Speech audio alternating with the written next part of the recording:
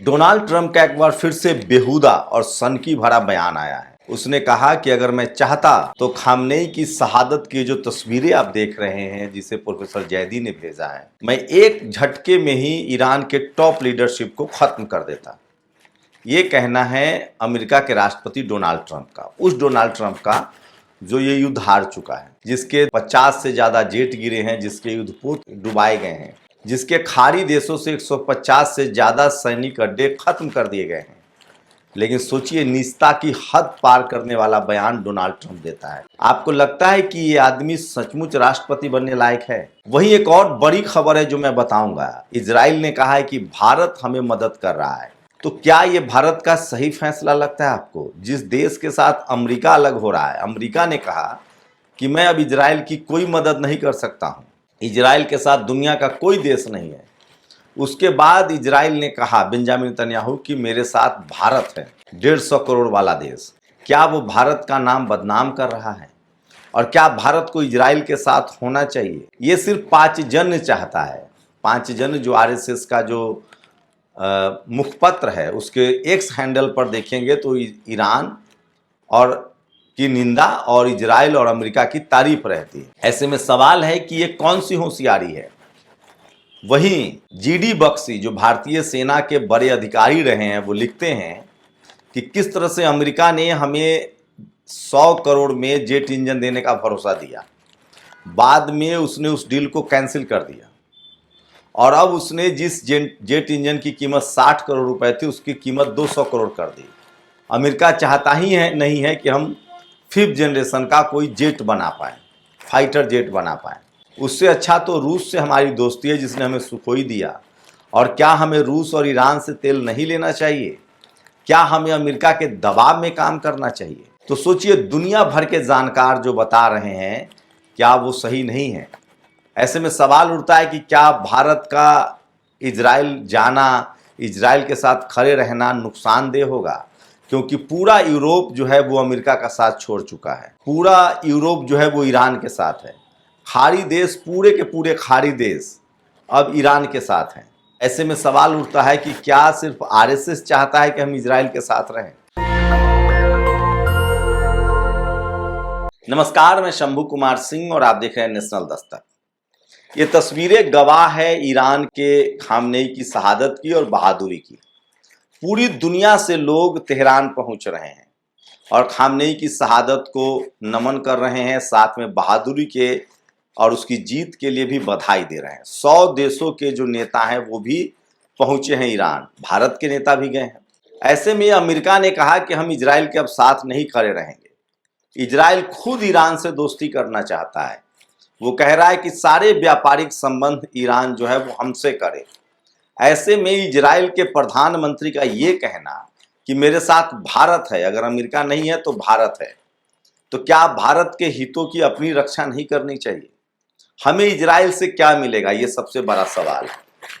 Iran से तेल मिलेगा, गैस मिलेगा, जो हमारी जरूरतों को पूरा करता है और पहले भी मिलता रहा है। अगर सामरिक दृष्टि से भी देखें तो सवाल है कि ईरान से खुद इजराइल हार चुका है, अमेरिका हार चुका है, घुटनों पर जाकर समझौता किया है।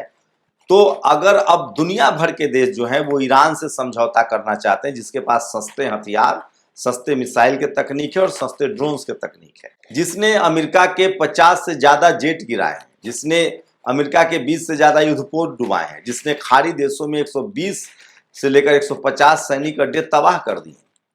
ऐसे में सवाल उठता है कि भारत के प्रधानमंत्री का इजराइल जाना हमें महंगा पड़ रहा है। सवाल है कि ईरान से दोस्ती ज्यादा फायदेमंद है या इजराइल से? अमेरिका से दोस्ती ज्यादा फायदेमंद है या रूस से? ये जीडी बख्शी साहब हैं, सरकार के बड़े पैरकार रहे थे। इन्होंने जो लिखा है अपने एक्स हैंडल पर, वो बाकायदा मैं पढ़ के सुना दे रहा हूं।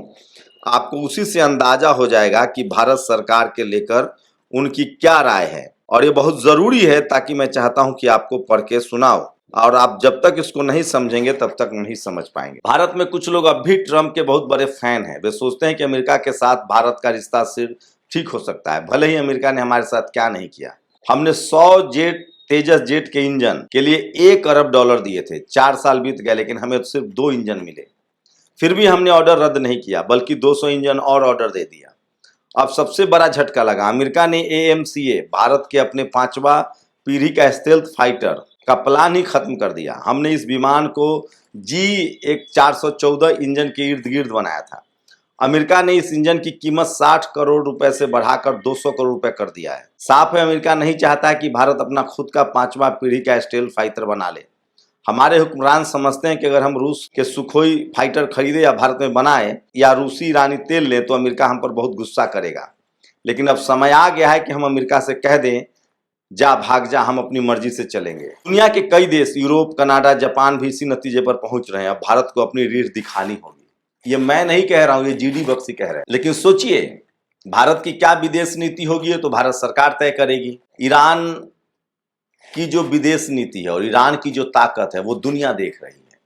डोनाल्ड ट्रंप कह रहा है कि अगर मेरी मर्जी होती तो मैं खामनेई का जो ये शहादत का कार्यक्रम चल रहा है उसमें बम गिरा देता, मिसाइल दाग देता और पूरे ईरान की टॉप लीडरशिप को खत्म कर देता। ये सब फ्रॉड है, उसकी हैसियत ही नहीं है। ईरान के वायु सीमा में उड़ने की अमेरिका की हैसियत ही नहीं है, क्योंकि ईरान ने 50 जेट गिराए हैं। पूरा का पूरा 5वां बेड़ा जो युद्धपोत का था उसे समाप्त कर दिया है।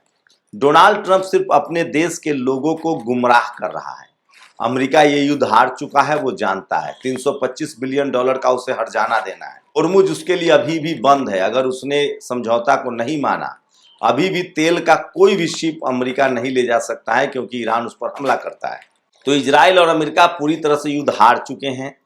वो सिर्फ अपने देश की जनता को गुमराह कर रहा है ताकि सत्ता में बने रहे और उसे जेल न जाना पड़े।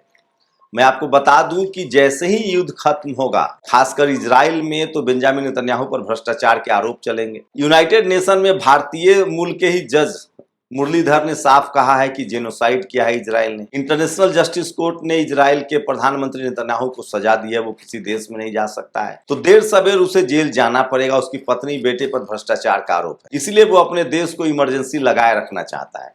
वो कह रहा है भारत हमारे साथ है। सोचिए, जिस देश का अमेरिका ने साथ छोड़ दिया, क्या भारत को उसके साथ होना चाहिए? धीरे धीरे खाड़ी देश ईरान के साथ खड़े हो रहे हैं। हमने लगातार बातचीत की। ये शख्स प्रोफेसर जैदी हैं, भारत के हैं, 20 साल से ईरान में पढ़ा रहे हैं। इन्होंने कहा है कि खाड़ी देश अब धीरे धीरे ईरान की ताकत को देख चुके हैं और वो खुद नहीं चाहते कि वो अमेरिका के प्रभाव में रहें। वो चाहते हैं अपने तेल और गैस को वो अपने रकम में बेचे। साथ ही उन्होंने कहा कि ईरान के पास दुनिया का सबसे ज्यादा तेल और गैस है। ईरान के पास सबसे ज्यादा टेक्निकल यूनिवर्सिटी है। वहाँ महिलाओं की शिक्षा इतनी टॉप लेवल की है और इतनी महिलाएं साइंस सेगमेंट में है कि जैसे भारत में अभी IIT, IIM, मेडिकल सब जगह UPSC में महिलाएं टॉप कर रही हैं, वही स्थिति वहाँ है। वहाँ के साइंस कॉलेजेस में बाकायदा पुरुषों को रिजर्वेशन दिया जाता है ताकि कुछ पुरुष भी आ सके। वहाँ 70 से 74% महिलाएं जो हैं वो विज्ञान पढ़ती हैं, साइंस पढ़ती हैं। वहाँ 99% लिटरेसी है, 95% लोग PhD हैं। ईरान की ताकत का अंदाजा अमेरिका को है। वो युद्ध हार चुका है। अगर ईरान पर वो युद्ध जीत रहा होता तो आज ईरान की वही हालत होती जो फिलिस्तीन की है। प्रोफेसर जैदी ने यह भी बताया कि ईरान का बच्चा अब जानता है कि हमने लड़ाई फिलिस्तीन के लिए शुरू की थी। अमेरिका से 45 साल का प्रतिबंध भी वो इजराइल की वजह से झेल रहा था। ईरान ने कभी भी फिलिस्तीन की संप्रभुता के खिलाफ बात नहीं की। वो फिलिस्तीन को आज़ाद चाहता है और ये युद्ध ही हो रहा है इजराइल को बचाने के लिए। अमेरिका अब इजराइल को नहीं बचा पाएगा। ईरान अमेरिका का झगड़ा ही इजराइल को लेकर हुआ था। इजराइल को वो बर्दाश्त नहीं कर सकता है, इजराइल को वो पसंद नहीं करता है और खाड़ी देश इजराइल को पसंद नहीं करते हैं। सोचिए, भारत के 1 करोड़ लोग खाड़ी देशों में काम करते हैं। हमारे यहाँ से वहाँ सब्जी, तेल, नमक सब एक्सपोर्ट होता है। ईरान हमें तेल गैस देता है, हम भी खाड़ी देशों से तेल और गैस लेते हैं। हमें अमेरिका से तेल लेना कितना महंगा पड़ेगा, वेनेजुएला से तेल लेना कितना महंगा पड़ेगा। तो क्या भारत के रिश्ते जो पहले फिलिस्तीन के साथ थे, फिलिस्तीन के हम पक्ष में थे, हम खाड़ी देशों के साथ थे, क्या इजराइल की वजह से हम वो रिश्ता खत्म कर रहे हैं? और सवाल है कि इजराइल जब अपना ही युद्ध नहीं जीत पाया तो वो हमारी क्या मदद करेगा? ये सबसे बड़ा सवाल। तो आने वाले समय में सब दूध का दूध और पानी का पानी हो जाएगा। लेकिन ये तो तय है कि भारत जो फैसला करे, भारत की विदेश नीति RSS तय कर रही है। RSS का आप 5 जन देखेंगे तो वो अभी भी अमेरिका और इजराइल के साथ है।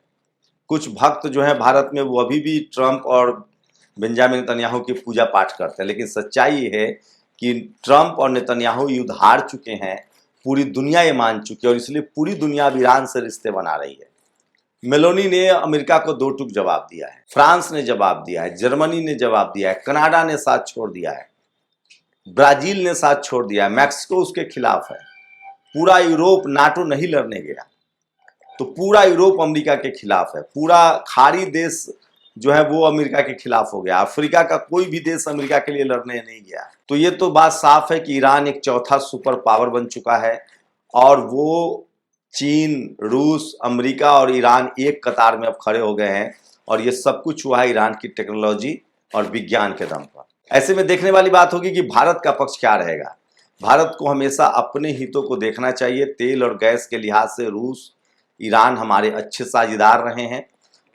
हथियारों की भी बात करें, मदद की बात करें तो रूस हमारा सबसे बेहतरीन दोस्त रहा है, जबकि अमेरिका यूक्रेन को हथियार देकर रूस पर हमले करवा रहा है। ऐसे में देखने वाली बात होगी कि आगे क्या होता है, लेकिन ये सच है कि ईरान विश्व विजेता है। उसने इजराइल को और अमेरिका को हरा दिया है और इस वजह से दुनिया भर के देश राहत की सांस ले रहे हैं। और डोनाल्ड ट्रंप अपनी बयानबाजी से ये साबित कर रहा है कि वो सचमुच एक सनकी राष्ट्रपति है जिस पर किसी को भरोसा नहीं करना चाहिए। राष्ट्रपति छोड़िए, गांव का मुखिया सरपंच की भी इस तरह की भाषा नहीं होती है कि किसी की शहादत में बम गिराकर उसके टॉप लीडरशिप को मार दे। सच्चाई है कि वो सिर्फ अमेरिकियों को झुठला रहा है। ठीक इसी तरह से हिटलर ने भी जर्मनी के लोगों को झुठलाया था, कहा था कि हम वर्ल्ड जीत रहे हैं, जबकि खुद रूस की सेना जो है वो जर्मनी में घुस चुकी थी। खुद अमेरिका उस पर परमाणु बम जापान पर गिरा चुका था, लेकिन हिटलर कहता था कि हम युद्ध जीत रहे हैं। तो ख्याली पुलाव ट्रंप बनाने में माहिर हैं। वहाँ तेल की अब किल्लत हो सकती है और ईरान के सामने घुटने टेक दिए अमेरिका ने, नहीं तो $325 बिलियन का हर्जाना नहीं देना पड़ता, नहीं तो उस पर से सारे प्रतिबंध नहीं हटाने पड़ते। खुद अमेरिका कह रहा है कि अब मुझे ईरान के साथ बेहतर रिश्ते बनाना है।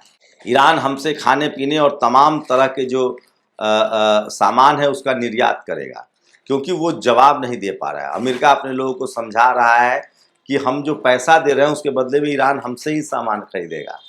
सोचिए, इस तरह का झांसा दिया जा रहा है। डोनाल्ड ट्रंप पूरी तरह से बेनकाब हो चुके हैं। दुनिया भर का कोई भी देश अमेरिका और इजराइल के साथ अब खड़ा नहीं है। वही इजराइल का ये कहना कि भारत हमारे साथ खड़ा है अब भरोसे के लायक बात नहीं लगती है, क्योंकि भारत इतनी बड़ी गलती नहीं करेगा। एक बार वो गलती कर चुका है इजराइल जाकर। भारत हमेशा से फिलिस्तीन के साथ रहा है, चाहे कोई भी सरकार रही हो। भारत हमेशा से खाड़ी देशों के साथ रहा है, क्योंकि हमारा सारा कारोबार खाड़ी देशों का है। ईरान से हमें हमेशा से सस्ते तेल और गैस मिलते रहे हैं, बदले में हम चावल और मखान देते रहे हैं। तो हमारा रिश्ता खाड़ी देशों से मजबूत है। इजराइल तो अभी नया नया आया है। इजराइल आरएसएस की पसंद हो सकती है, बीजेपी की पसंद हो सकती है, लेकिन भारत के विदेश नीति के लिहाज से बात करें तो वो भारत के लिए फायदेमंद नहीं है। अमेरिका भी भारत का कभी भी फायदे का सौदा नहीं रहा है।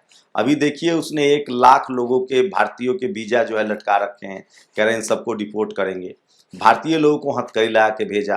अमेरिका ने भारत के बारे में अनाप शनाप बयानबाजी की, प्रधानमंत्री का भी अपमान किया, ऑपरेशन सिंदूर पर भी अनाप शनाप की बयानबाजी की, और वो हमें जबरदस्ती $500 बिलियन का समझौता करने के लिए कह रहा है। इससे आप अंदाजा लगा सकते हैं कि अमेरिका सिर्फ अपना सोचता है। अमेरिका किसी का सगा नहीं जिसको उसने ठगा नहीं। लेकिन अब दुनिया भर के देश को ईरान ने अमेरिका से आज़ाद करा दिया है। ईरान की जीत में दुनिया की जीत छुपी है, इंसानियत की जीत छुपी है, मानवता की जीत छुपी है, और अमेरिका का दौर खत्म हो रहा है।